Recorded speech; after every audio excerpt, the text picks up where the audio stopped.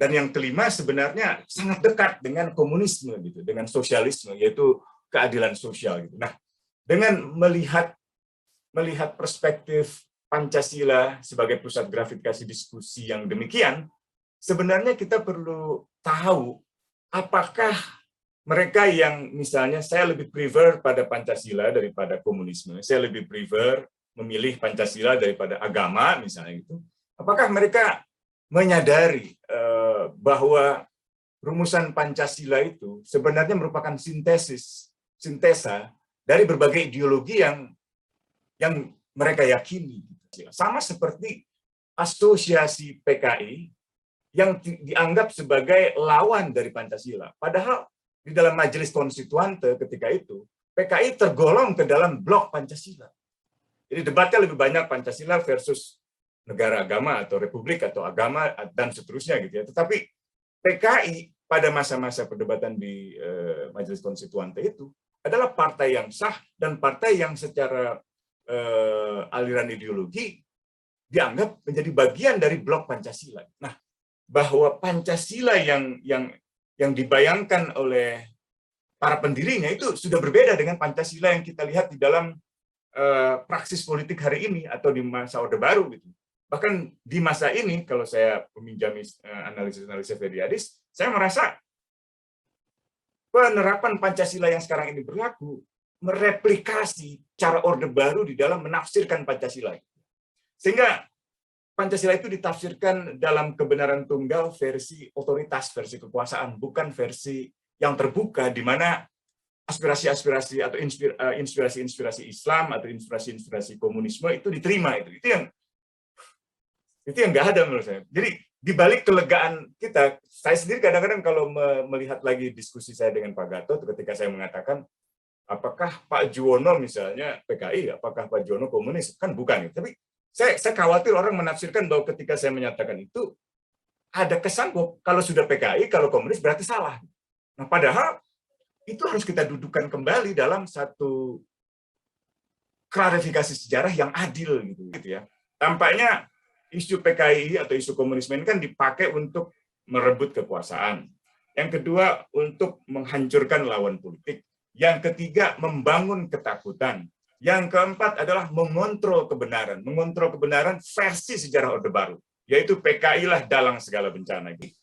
Menerima rekomendasi Komnas HAM, menindaklanjuti penyidikan Komnas HAM itu sama seperti menghadap-hadapkan atau membuka kemungkinan hukum bagi senior-senior di dalam militer, misalnya yang bertanggung jawab, atau bahkan bapak mertuanya, untuk dihadapkan sebagai subjek bagi investigasi dan penuntutan hukum di pengadilan. Itu di sisi lain, memang faksi dominan di dalam Angkatan Darat masih sangat resisten terhadap ini. Itulah sebabnya diorama-diorama itu terus dipelihara sebagai satu artefak sejarah untuk membenarkan versi Orde Baru, bahwa PKI lah dalam segala bencana dalam peristiwa itu. Orang boleh komunis, orang boleh Islamis, tetapi tidak boleh memaksakan diri, tidak boleh menggunakan kekerasan, tidak boleh mengadvokasikan kebencian, kekerasan, permusuhan berdasarkan ideologi, agama, dan etnisitas misalnya. Menyambut saja apa yang disampaikan terutama oleh presenter Bung Saidiman ini, saya kira temuan-temuan ini sangat menarik dan terlebih lagi semakin menarik karena itu merupakan rekaman atau pemeriksaan secara rutin dari tahun ke tahun, terutama dari 2016 ya, atas opini-opini atau persepsi-persepsi masyarakat terkait dengan isu komunisme atau partai komunisme, terutama kebangkitan PKI, dan juga kaitan-kaitannya dengan dinamika politik di tanah air seperti keterkaitannya dengan sosok politisi seperti Pak Joko Widodo atau politisi-politisi yang lainnya.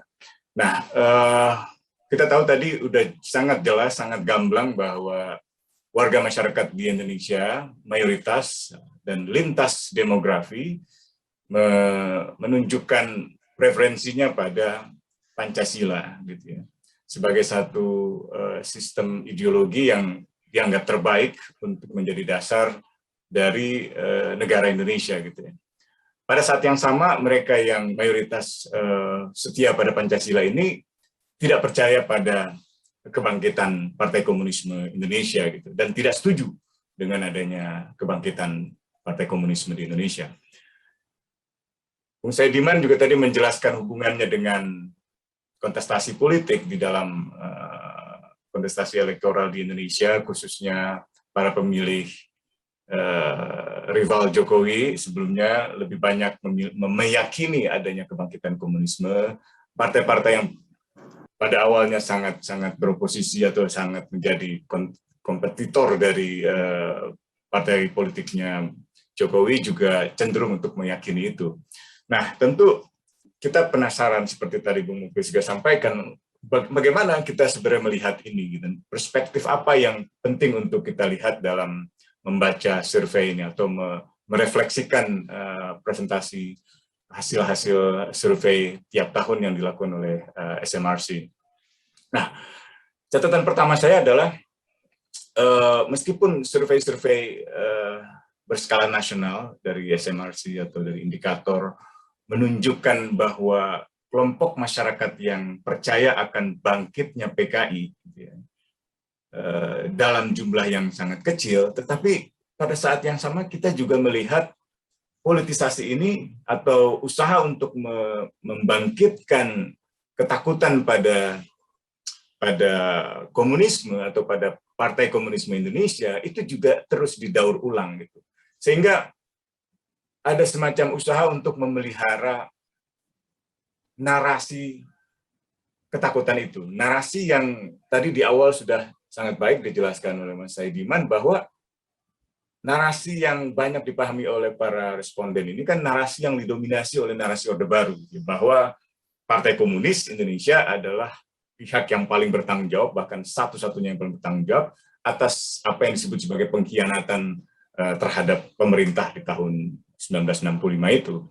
Nah, politisasi yang terakhir yang saya kira masih dengan sosok-sosok yang sama seperti Pak Gatot Nurmantio ketika mengatakan bahwa TNI disusupi oleh PKI gitu ya, hanya dengan mendasarkan diri pada tidak adanya diorama atau tidak adanya patung yang buat beliau gitu, merefleksikan narasi Orde Baru yang dihapuskan gitu. Tentu itu dibantah oleh Pangkostrat, oleh Pak Dudung, dibantah juga oleh Pak Agung Gumelar dan banyak pihak lainnya yang juga membantah dan menganggap Pak Gatot ini menyatakan sesuatu yang tanpa dasar. Gitu. Nah, perspektif yang saya maksud di dalam konteks ini sebenarnya melihat pusat gravitasi diskusinya atau pusat gravitasi wacananya, dalam hal ini Pancasila. Salah satu pengertian umum yang saya baca dari banyak literatur adalah bahwa memang Pancasila ini harus dilihat sebagai bingkai di dalam perdebatan ideologi apapun, di dalam perdebatan ideologi manapun yang terjadi di Indonesia. Bahkan semua pertarungan ideologis dalam arti tertentu adalah sebenarnya pertarungan tafsir terhadap Pancasila. Nah, di situ saya sendiri sering mengatakan bahwa sebenarnya Pancasila adalah antitesa dari pertarungan ideologis yang beragam. Bahkan dapat dikatakan, mudah-mudahan tidak berlebihan, bahwa ideologi-ideologi yang berkembang ketika itu, dari mulai Islamisme atau Islam misalnya, itulah yang banyak menginspirasi lahirnya sila yang pertama. Atau agama-agama yang ketika itu diyakini atau dianut oleh para pendiri bangsa, Kristen, Hindu, Buddha, Katolik misalnya. Itu menjadi dasar dari lahirnya rumusan-rumusan yang terkait dengan agama, khususnya sila pertama. Yang kedua adalah paham humanisme, paham internasionalisme yang dimanifestasikan di dalam sila kedua. Yang ketiga adalah paham atau ideologi nasionalisme yang memang banyak digunakan ketika itu untuk memobilisasi kekuatan-kekuatan anti kolonial melawan entah itu Belanda, entah itu Jepang dalam sejarah Indonesia gitu ya. Dan yang keempat adalah paham liberalisme, paham demokrasi yang sangat mempengaruhi rumusan sila yang keempat itu tentang kerakyatan yang dipimpin oleh hikmat, permusyawaratan dalam konteks perwakilan gitu. Dan yang kelima sebenarnya sangat dekat dengan komunisme gitu, dengan sosialisme, yaitu keadilan sosial gitu. Nah, dengan melihat perspektif Pancasila sebagai pusat gravitasi diskusi yang demikian, sebenarnya kita perlu tahu apakah mereka yang misalnya saya lebih prefer pada Pancasila daripada komunisme, saya lebih prefer memilih Pancasila daripada agama misalnya gitu. Apakah mereka menyadari bahwa rumusan Pancasila itu sebenarnya merupakan sintesa dari berbagai ideologi yang mereka yakini. Di situ yang saya maksud sebagai Pancasila harus dipahami sebagai bingkai dari perdebatan ideologi atau pertarungan ideologis manapun di Indonesia gitu. Dan yang terjadi dengan perkembangannya kemudian adalah tafsir atas Pancasila. Sama seperti asosiasi PKI yang dianggap sebagai lawan dari Pancasila. Padahal di dalam Majelis Konstituante ketika itu, PKI tergolong ke dalam blok Pancasila.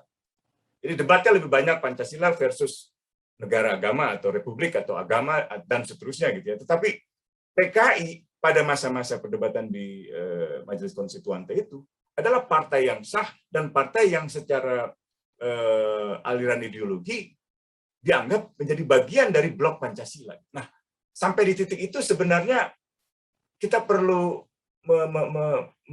merenungi lebih dalam narasi yang dipahami oleh masyarakat kita, oleh responden survei ini, sejauh mana sebenarnya mereka menjawab pertanyaan-pertanyaan itu, menjelaskan dalam wawancara itu dengan pemahaman-pemahaman yang demikian gitu. Itu yang saya sebenarnya cukup penasaran gitu. Saya membayangkan bahwa situasi yang hari ini berkembang di Indonesia sebenarnya banyak didasarkan pada menguatnya nasionalisme yang berlebihan itu, kalau istilah Fedi Hadis, hypernationalism gitu.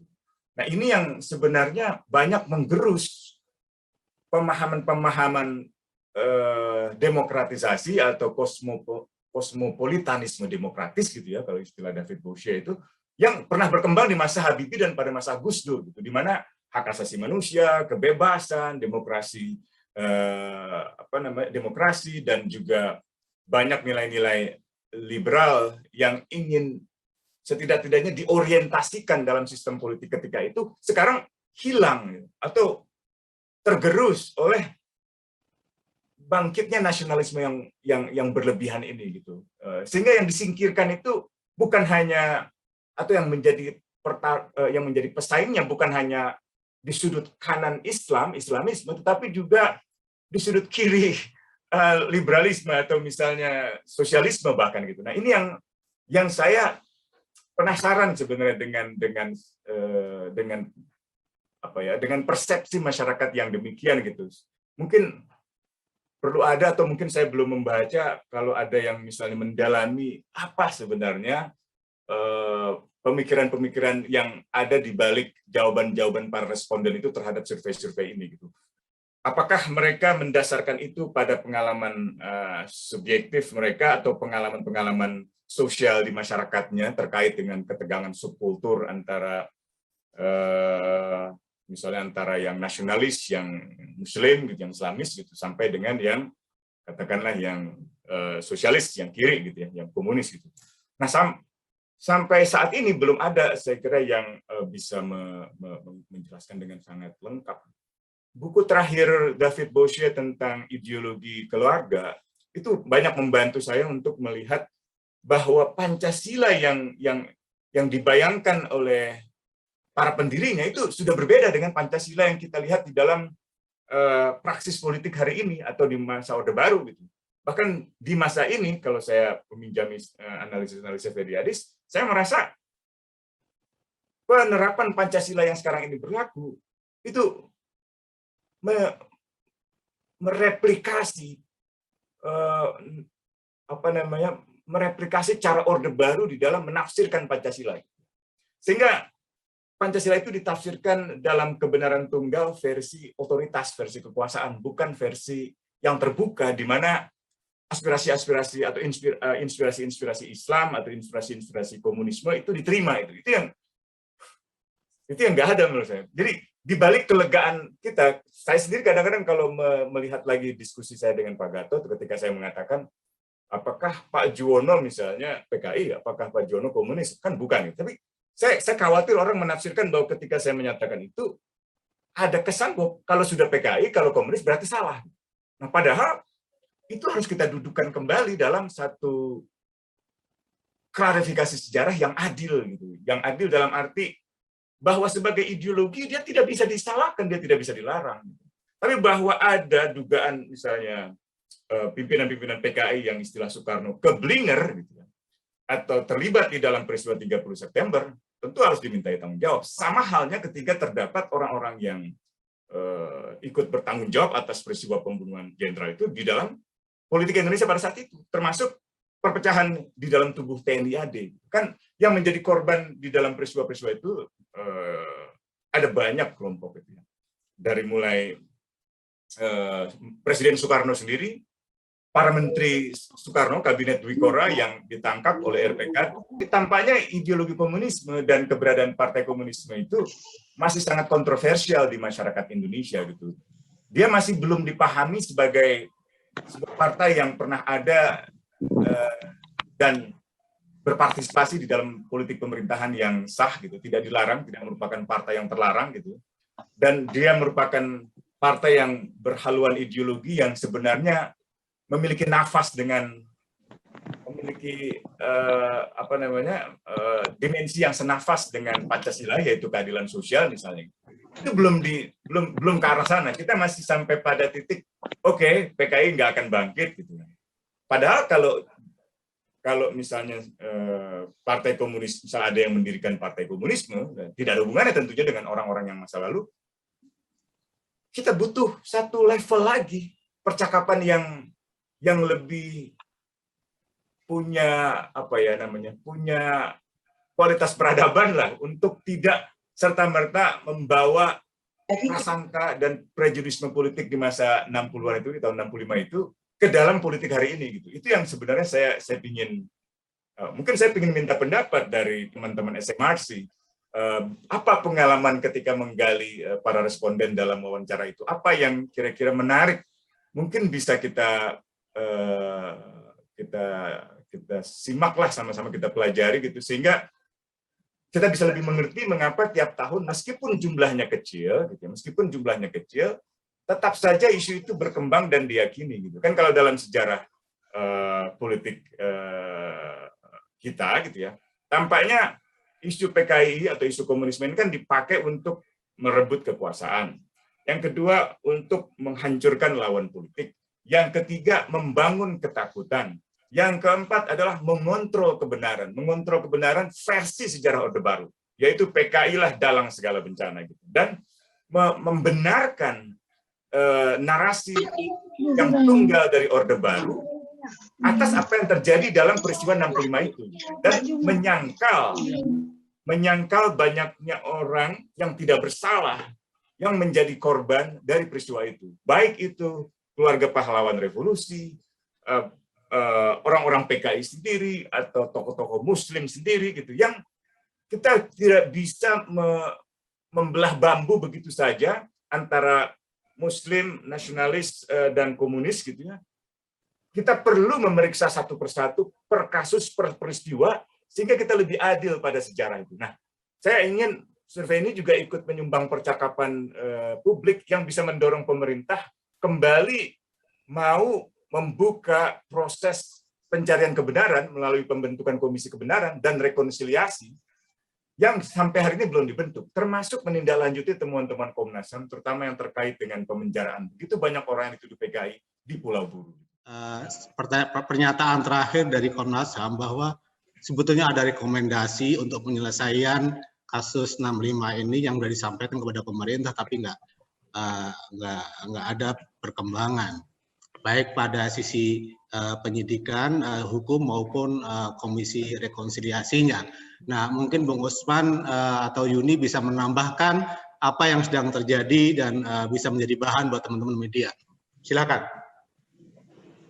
Ya, ada dua ya sebabnya. Yang pertama memang pada tingkat politik, di tingkat atas, di tingkat negara, ada semacam resistensi untuk menerima rekomendasi Komnas HAM, baik itu sekedar mengakui apa yang ditemukan oleh Komnas HAM tentang kekejaman massal terhadap begitu banyak orang yang tidak bersalah, termasuk orang-orang PKI atau orang-orang yang dituduh sebagai PKI tanpa proses peradilan. Dan yang kedua, di tingkat bawah, memang masih banyak sejumlah elemen agama, termasuk Islam, juga Katolik, gitu ya, yang juga resisten terhadap usaha untuk merekonsiliasikan secara politik ketegangan subkultur di tahun-tahun 65 dan 66 itu. Sehingga sulit memang menemukan semacam jalan keluar untuk menindaklanjuti rekomendasi Komnas HAM, apalagi dalam perspektif Undang-Undang Pengadilan HAM, rekomendasi Komnas HAM itu sifatnya pro justisia. Dia harus jadi dasar bagi negara, khususnya pemerintah, dalam hal ini Jaksa Agung, untuk melakukan penyidikan pro justisia. Dengan kata lain, mereka yang bertanggung jawab atas pembunuhan, penyiksaan, perkosaan harus dituntut ke pengadilan dan dihukum. Pada titik ini, keadilan hukum dianggap sebagai sesuatu yang bisa menimbulkan instabilitas politik gitu, oleh pemerintah sekarang, bahkan oleh pemerintah sebelumnya, oleh pemerintahan Yudhoyono.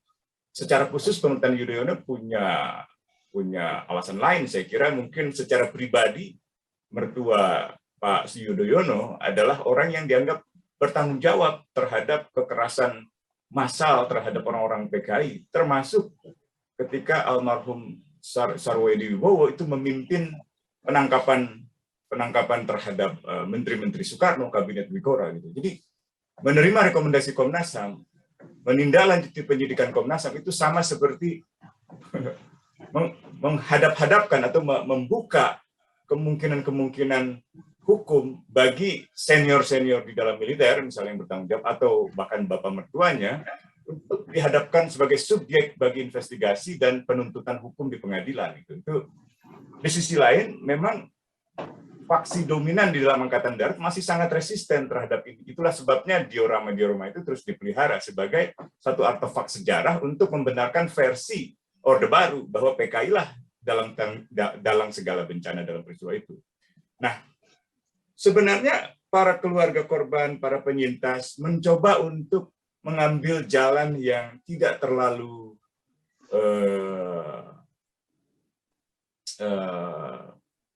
sempurna, maksudnya tidak terlalu menakutkan secara hukum, gitu ya. Maksudnya tidak menutup kemungkinan bahwa penyelesaian peristiwa 65 itu juga dibawa ke ranah luar pengadilan.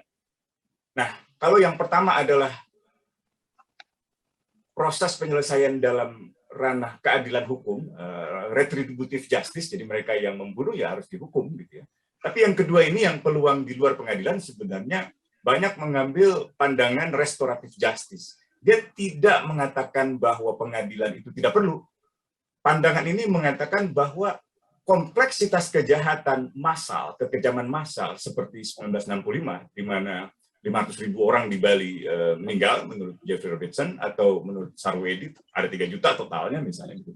Itu nggak mungkin satu persatu perkara itu dibawa ke pengadilan, karena proses pengadilan itu mengandaikan deskripsi peristiwa untuk mengejar tanggung jawab pribadi dari pelakunya.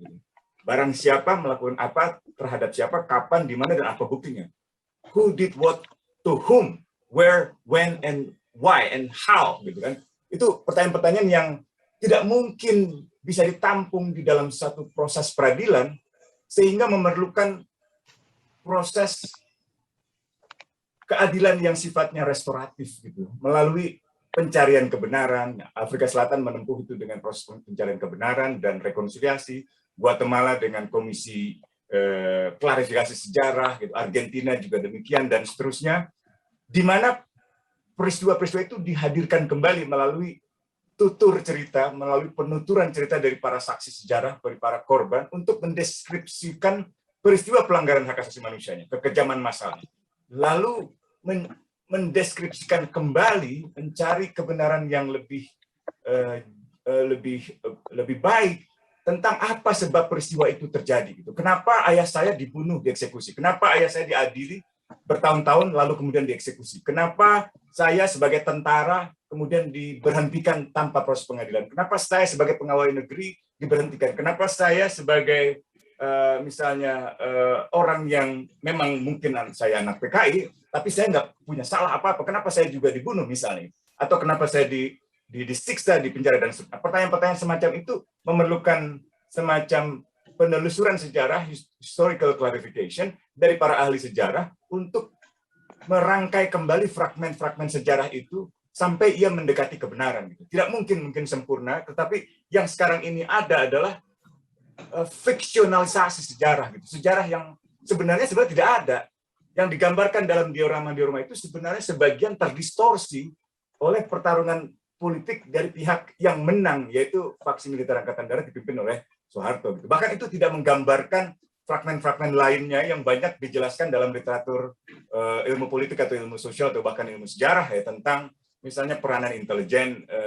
Bradley Simpson saya kira menjelaskan dengan sangat baik bagaimana operasi-operasi intelijen Amerika atau negara-negara seperti Singapura, Inggris itu juga ikut berperan di dalam menyulut ketegangan politik di dalam negeri sehingga terjadilah peristiwa itu.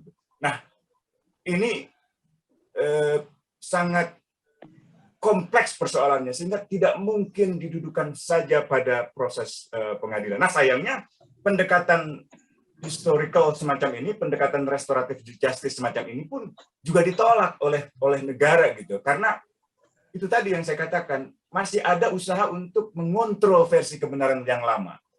Nah, usaha untuk melakukan penyelidikan lewat Komnas HAM yang menuju pengadilan maupun penyelidikan dalam sudut pandang untuk mencari kebenaran tidak harus ke penuntutan, itu pun juga mendapatkan tantangan. Nah, ini saya kira tantangan besarnya, dan itu muncul setiap kali ada usaha untuk menyelesaikan peristiwa ini. Seingat saya terakhir Pak Jokowi tahun 2015 di bulan Mei sedang mempertimbangkan draft keputusan presiden, draft keputusan peraturan presiden untuk merehabilitasi mereka yang pernah disebut sebagai tahanan politik golongan C, ada C1, C2, C3, yaitu mereka yang dianggap terlibat atau tidak terlibat atau terlibat secara tidak langsung dalam peristiwa G30S PKI itu. Nah, ada banyak orang yang menjadi korban itu. Nah, Perpres itu hanya sekedar merehabilitasi nama baik mereka, tetapi kemudian sejumlah politisi konservatif dan juga tokoh-tokoh ormas konservatif itu memobilisir dan menekan Jokowi dan mendramatisasi keadaan bahwa Perpres itu dimaksudkan untuk meminta maaf pada PKI. Jadi saya kira dramatisasi semacam itu yang semakin mendistorsi pemahaman publik tentang apa yang sebenarnya terjadi pada peristiwa 65 dan apa yang sebenarnya kita butuhkan untuk belajar dari pengalaman masa lalu itu, sehingga ke depan kita tidak lagi punya semacam warisan konflik gitu ya, yang secara ideologis menurunkan kebencian-kebencian turunan gitu, bahwa kalau saya Muslim, kalau saya pengikut Nasir, saya tidak akan suka dengan misalnya yang kiri, yang sosialis atau yang komunis. Sebaliknya juga begitu, kalau saya anak tentara, misalnya saya nasionalis, saya Angkatan Darat, saya tidak akan bisa menerima pertimbangan-pertimbangan ideologis yang kiri atau yang Islam dan seterusnya. Padahal tidak sesederhana itu, tidak sehitam putih itu gitu. Nah, ini yang ingin bisa dijernihkan kalau ada penyelidikan yang objektif melalui penyelidikan hukum di Komnas HAM sampai ke pengadilan, serta proses penyelidikan yang bersifat sejarah ya, untuk mendekati sejarah dengan sejujur-jujurnya gitu, mengakui apa yang salah dan membangun kembali nilai-nilai moralitas kolektif masyarakat kita sehingga tidak ada kebencian-kebencian didasarkan pada ideologi semacam itu. Orang boleh komunis, orang boleh Islamis, tetapi tidak boleh memaksakan diri, tidak boleh menggunakan kekerasan, tidak boleh mengadvokasikan kebencian, kekerasan, permusuhan berdasarkan ideologi, agama, dan etnisitas misalnya gitu. Saya kira itu yang bisa saya respons.